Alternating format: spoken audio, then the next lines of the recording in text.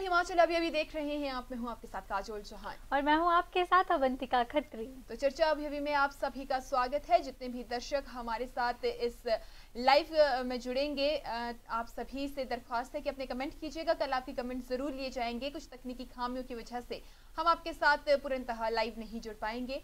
तो आज की जो विषय है उन पे सीधे चर्चा करते हैं क्योंकि समय भी कम है। तो सबसे पहले सीएम का दिल्ली जाना, क्या कुछ हुआ, सीएम दिल्ली में है, क्या किनसे मिल रहे हैं, क्या बातें हो रही हैं, उस पर चर्चा करेंगे। इसके बाद लंगर विवाद पर जो जांच होने वाली है उसके ऊपर चर्चा करेंगे और उसके बाद चुनाव आयोग की यूथ आइकन कौन, उसके ऊपर चर्चा करेंगे। और जानिए कोरोना के कितने मामले सामने आए आज प्रदेश भर से, तो इन सभी मामलों पर चर्चा करेंगे। और सबसे पहले चर्चा अवंतिका सबसे पहले शुरू करेंगे। जिस तरीके से सीएम जयराम ठाकुर दिल्ली गए हैं। बिल्कुल, कल सीएम जयराम ठाकुर दिल्ली गए हैं और साफ है कि किस वजह से वो दिल्ली गए हैं, क्योंकि हिमाचल के 50 साल पूरे हो गए हैं और पूर्ण राज्यत्व दिवस के 50 वर्ष हम मना रहे हैं और स्वर्णिम वर्ष के रूप में इसे मनाया जा रहा है और कई कार्यक्रमों का आयोजन भी होना था। हालांकि कोरोना की वजह से काजोल थोड़ा देरी हो गई है, लेकिन वही है कि अब कोरोना थोड़ा थमा है तो कार्यक्रमों की शुरुआत हो गई और सीएम जयराम ठाकुर दिल्ली गए हैं।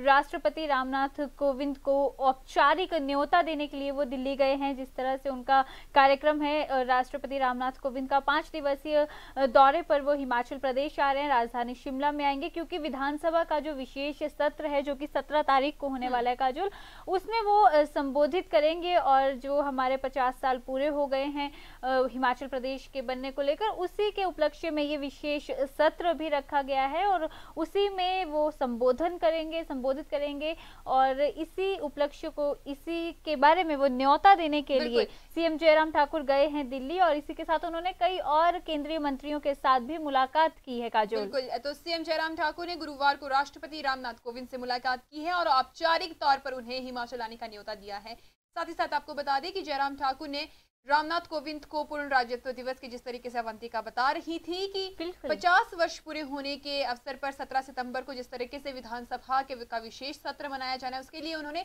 न्योता दिया है। और इस दौरान उनके साथ हिमाचल प्रदेश विधानसभा अध्यक्ष विपिन सिंह परमार और मुख्य सचिव राम सुभग सिंह भी शामिल रहे।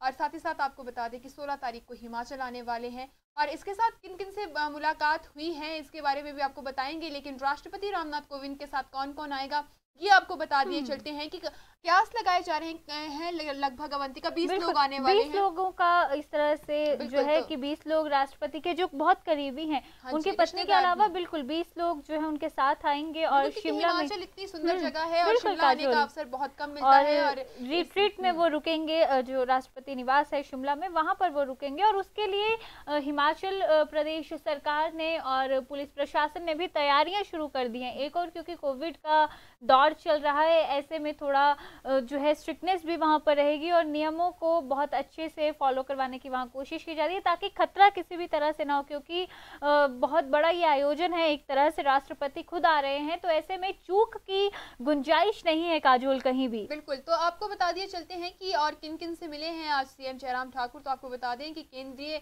वित्त मंत्री निर्मला सीतारमण से आज दिल्ली में उन्होंने मुलाकात की है और सीएम जयराम ठाकुर ने केंद्रीय मंत्री से $100 मिलियन के एशियाई विकास बैंक के प्रथम चरण की परियोजना को पुनः आरंभ करने का आग्रह किया है। बता दें कि इन परियोजनाओं का उद्देश्य राज्य में विश्व स्तर की अधोसंरचना का निर्माण करना और राज्य में पर्यटन गतिविधियों को बढ़ावा देना है। उन्होंने कहा है कि परियोजनाओं के प्रथम चरण में 20 उप परियोजनाएं शामिल हैं और साथ ही कहा है कि राज्य सरकार अटल टनल रोहतांग के दोनों छोर पर अधोसंरचना विकसित कर इस स्थल को बड़े पर्यटन गंतव्य के रूप में भी बनाना चाहती है और कहीं ना कहीं सही भी है। इतना ज्यादा जिस तरह से खर्चा उस पर हुआ है और कहीं ना कहीं आकर्षण का केंद्र है वो जगह। और ऐसे में सीएम जयराम ठाकुर ने आज वित्त मंत्री से भी यही कहा कि वहां पर भी कुछ और डेवलपमेंट की जाएगी ताकि जो हिमाचल प्रदेश के टूरिज्म स्पॉट्स हैं उसमें वो आए, उसमें सम्मिलित हो। और वहीं काजोल वित्त मंत्री ने भी आश्वासन दिया है कि जो भी उन्होंने बातें रखी हैं, जो भी उन्होंने मांग की है, उस पर जो है वो गंभीरता से सोचेंगे और उन्होंने उनको कहा है कि हम इसके बारे में विचार विमर्श करेंगे जरूर ही। और इस तरह से आज वित्त मंत्री के साथ भी एक सार्थक मुलाकात हुई है सीएम जयराम ठाकुर की। बिल्कुल, और इसके अलावा सीएम जयराम ठाकुर ने आज नई दिल्ली के केंद्रीय नागरिक उड्डयन मंत्री जो बने हैं ज्योतिरादित्य एम सिंधिया से भी मुलाकात की है। और साथ ही साथ सीएम ने केंद्रीय मंत्री से मंडी जिला में ग्रीन फील्ड हवाई अड्डे के निर्माण तथा शिमला, भुंतर और कांगड़ा में हवाई अड्डों के विस्तारीकरण से संबंधित जितनी भी स्वीकृतियां प्रदान करना है उसके लिए आग्रह किया है। और इस दौरान उन्होंने कहा है कि हिमाचल प्रदेश एक लोकप्रिय पर्यटन गंतव्य और हवाई अड्डों के निर्माण और विस्तारीकरण से पर्यटकों के आवागमन में वृद्धि होगी। और इस तरह की, क्योंकि काफी लंबे समय से लटका हुआ प्रोजेक्ट अगर आप देखें, बिल्कुल। और तो, कहीं ना कहीं सीएम जयराम ठाकुर ने सही भी कहा है, क्योंकि अगर ये जो परियोजनाएं हैं, ये योजनाएं हैं, विस्तारीकरण अगर हवाई अड्डों का हो जाता है तो बिल्कुल जो बाहर के टूरिस्ट हैं काजोल, उनके लिए काफी सहूलियत हो जाएगी और कहीं ना कहीं पर्यटन पर तो इसका फर्क पड़ेगा ही पड़ेगा और बहुत पॉजिटिव इम्पैक्ट इस चीज का होगा। तो इस तरह से उन्होंने आज डिमांड की है। और आगे चलते हैं क्योंकि समय कम है। और अगला जो टॉपिक है वो, जिस तरीके से आपको पता है, लंगर पर दंगल लगातार जारी है। हर प्रदेश के सबसे बड़े अस्पताल आईजीएमसी में चल रहे लंगर विवाद को लेकर आज सीएम जयराम जो सरकार है उन्होंने न्यायिक जांच के आदेश भी दिए हैं और जांच का जिम्मा SDM law and order Shimla Rahul Chauhan को सौंपा है। और एसडीएम आगामी 15 दिनों में जांच की जो रिपोर्ट है वो सरकार को सौंप देंगे। आगामी 15 दिनों में जो भी इसमें कार्रवाई होगी उसकी रिपोर्ट भी सरकार ने मांगी है। जिस तरह से सीएम ने पहले ही स्पष्ट कर दिया था, जब उनसे बात की गई थी मामले को लेकर, तो उन्होंने कहा था भी उनके पास जानकारी नहीं है और डिटेल्स इकट्ठा कर रहे हैं। और आईजीएमसी प्रशासन ने ही मांग की थी कि इस पर न्यायिक जांच होनी चाहिए। जिस तरह से एमएस की कॉन्फ्रेंस हुई थी और उन्होंने कहा था कि हम न्यायिक जांच चाहते हैं, तो अब सरकार ने न्यायिक जांच के भी आदेश दे दिए और 15 दिन का समय दिया गया है। जो जांच अधिकारी हैं उन्हें 15 दिन का समय दिया गया है। रिपोर्ट उनको 15 दिन के अंदर सीएम जयराम और सरकार के पास देनी होगी। बिल्कुल। तो इसके अलावा आपको बता दें कि बीते शनिवार को आईजीएमसी प्रशासन ने लंगर को अवैध जमीन पर बताया और लंगर को बंद करवा दिया गया, जिसके बाद काफी प्रदर्शन हुए और लोगों ने भी मांग की है कि लंगर को दोबारा उसी जगह पर चलाया जाए। जिसके बाद आईजीएमसी के एमएस डॉक्टर जनक राज ने मामले को लेकर कॉन्फ्रेंस भी की थी और उन्होंने कहा कि उन्होंने हवाला दिया था कानून भावनाओं से नहीं चलता। उन्होंने कहा कि कानून भावनाओं से नहीं चलता है। कानून का हवाला उन्होंने दिया। उन्होंने कहा कि गैर कानूनी तरीके से इस प्रक्रिया को चलाया जा रहा था, अवैध भूमि पर है और कई उन्होंने आरोप भी लगाए। तो लंगर विवाद को लेकर एक और जहां पर न्यायिक जांच हो रही है, उसी तरह से जो माकपा है वे भी आगे आई है और एक बार फिर से अस्पताल प्रशासन के खिलाफ मोर्चा खोल दिया है। तो माकपा ने भी आईजीएमसी गेट के बाहर एकत्रित होकर आज प्रदर्शन किया है। सरकार पर आरोप लगाए हैं कि इस तरह का जो लंगर है उसे लगातार चलने दिया जाए क्योंकि ये सामाजिक कार्य है। बिल्कुल। और माकपा ने तो ये भी कहा है कि सरकार एक और लंगर को हटा रही है अवैध कहकर, और वहीं अस्पताल के अंदर कई निजी लैब जो है उनको वहां पर रखा गया है। नई निजी लैब्स वहां पे काम कर रही हैं। तो ऐसे में दोहरी नीति जो है ये सरकार क्यों अपना रही है? किसी को भी अंदर अस्पताल, सरकारी अस्पताल के अंदर निजी लैब क्यों चलाने दी जा रही है? तो आरोप यहाँ पर माकपा ने आज लगाए हैं। बिल्कुल, कई तरह के आरोप है और कहीं ना कहीं जवाबदेही बनती है सरकार की और देना भी चाहिए। चलिए अगली खबर की ओर बढ़ते हैं कि आज चुनाव आयोग की यूथ आइकन बनी है। कौन बनी है उनके बारे में आपको बताएंगे, क्या नाम है वो भी बताएंगे। तो सबसे बड़ी बात तो ये है कि उनकी दृष्टि नहीं है, वो देख नहीं सकती है, लेकिन बेहद ही टैलेंटेड। हम कहते हैं ना कि भगवान कुछ ना कुछ सोचता है, करता है और देख के ही सब कुछ करता है और ये सच्चाई है। बहुत ज्यादा टैलेंटेड वो पर्सनैलिटी हैं और बहुत नाम उन्होंने कमाया है, बहुत शोहरत उन्होंने कमाई है और हिमाचल प्रदेश के लिए गर्व की बात है ये कि काजोल पहली बार नहीं, दूसरी बार नहीं, तीसरी बार उन्हें यूथ आइकन चुना गया है। 2017 के चुनावों में भी वो यूथ आइकन रही थी। 2019 में जब लोकसभा के चुनाव हुए तब भी उन्हें ये सम्मान जो है भारतीय चुनाव आयोग ने दिया था और अब एक बार फिर से बाई इलेक्शन जब होने वाले हैं तब भी उन्हें यूथ आइकन बनाया गया है और कहीं ना कहीं गर्व की बात है काजोल। जी बिल्कुल, आपको बता दें कि भारतीय चुनाव आयोग ने हिमाचल प्रदेश विश्वविद्यालय में पीएचडी की दृष्टिबाधित छात्रा और बेहतरीन गायिका मुस्कान को अपना यूथ आइकन चुना है और हिमाचल प्रदेश में बाधा रहित चुनावों के लिए राज्य कोऑर्डिनेटर और उमंग फाउंडेशन के अध्यक्ष प्रोफेसर अजय श्रीवास्तव ने बताया है कि मुस्कान हिमाचल प्रदेश में होने वाले चुनावों में मतदाताओं को ज़्यादा से ज़्यादा संख्या में वोट डालने के लिए प्रोत्साहित करेगी। वर्ष 2017 जिस तरीके से अवंतिका ने कहा, 2019 में भी वो चुनाव आयोग ने उन्हें सम्मान दिया था और राज्य चुनाव विभाग ने मुस्कान को यूथ आइकन बनाने की जो है वो डिमांड रखी थी और इस तरीके से प्रदेश विश्वविद्यालय के जो कुलपति है वे भी काफ़ी खुश हैं, क्योंकि कहीं ना कहीं बेहद खुशी की बात।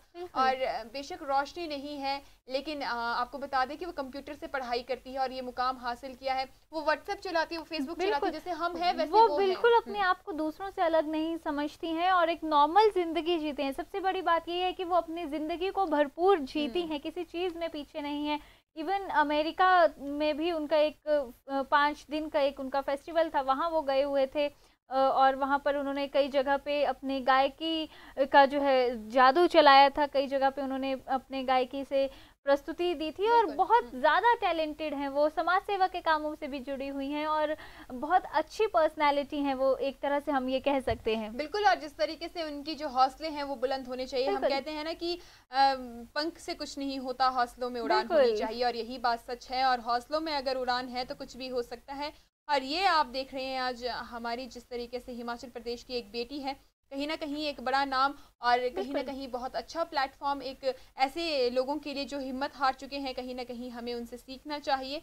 और एक प्रेरणा का वो हम कहते हैं स्रोत है, प्रेरणा का स्रोत है। जिस तरह से वो आगे आई हैं और उन्होंने पिछले इलेक्शन में भी ये साफ कहा था कि अगर मैं दृष्टिबाधित होकर वोट कास्ट कर सकती हूँ तो आखिर आप क्यों नहीं। तो बहुत ज़्यादा मोटिवेट कर रही हैं वो लोगों को और इस साल भी वो यही काम करेंगी, लोगों को मोटिवेट करेंगे। पिछले साल बहुत सारे वीडियोस भी उनके वायरल हुए थे और एक पॉजिटिव संदेश लोगों में गया था जब उन्होंने इस तरह से लोगों के आगे अपनी बात रखी थी। और बहुत ही बेहतरीन वो कलाकार भी हैं, बहुत अच्छा गाती भी हैं और न केवल प्रदेश विश्वविद्यालय के लिए ये गौरव की बात है बल्कि पूरे हिमाचल प्रदेश के लिए। और ये भी मैं आपको यहाँ पे बता दूं, काजल शिमला की रहने वाली हैं, वो शिमला के चिड़गांव के एक गांव की रहने वाली हैं और शिमला के साथ साथ पूरे प्रदेश के लिए ये बेहद ही हर्ष और गौरव का विषय है। जी बिल्कुल, तो आगे बढ़ते हैं और अंत में जिस तरीके से हमारी रिवायत रहती है आपको कोरोना के बारे में बताते हैं कितने आज के मामले सामने आए हैं।